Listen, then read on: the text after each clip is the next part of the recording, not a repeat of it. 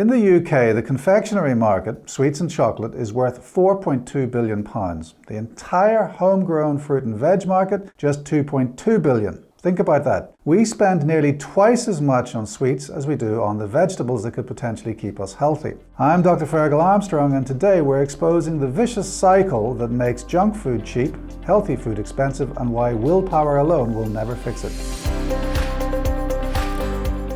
Let me walk you through what I call the junk food cycle, a reinforcing feedback loop that's currently making us sick. It starts with biology. Humans are evolutionarily wired to crave calorie-dense food. For our ancestors, finding high-energy food meant survival. That wiring hasn't changed. Step 2. Corporations see this innate craving and respond by investing billions into developing and marketing high-calorie foods. They're not evil, they're following incentives. Step 3.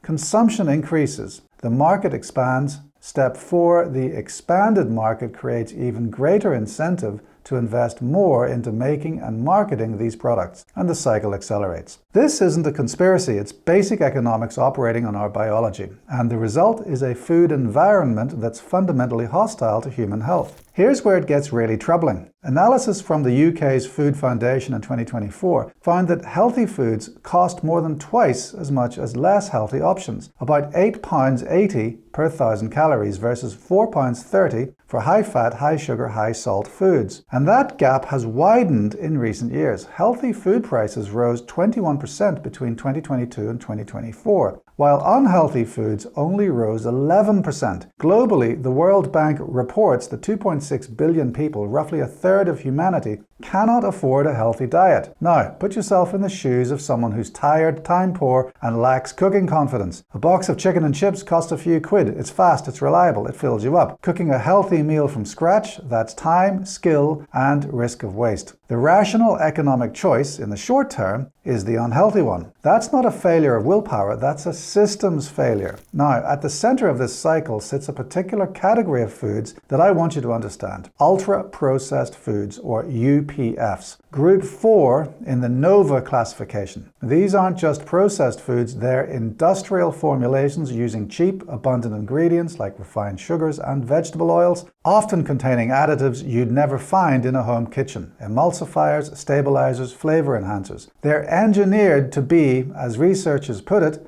hyper-palatable, extremely Moorish. A landmark BMJ umbrella review published earlier this year analyzed 45 studies involving nearly 10 million people. The findings: higher ultra-processed food consumption was associated with a 50% increased risk of cardiovascular disease death, 55% higher risk of obesity, 40% higher risk of type 2 diabetes, and significant links to depression, anxiety, and sleep disorders. Perhaps most striking, in control studies where participants ate ultra-processed versus unprocessed diets with identical nutrients, those on ultra-processed foods consumed more calories and gained weight. It's not just what's in these foods, it's how they're made that drives overconsumption. So what can you do when the system is stacked against you? First, stop blaming yourself. This isn't about lacking discipline. You're navigating an environment designed by billions of dollars to make healthy choices harder.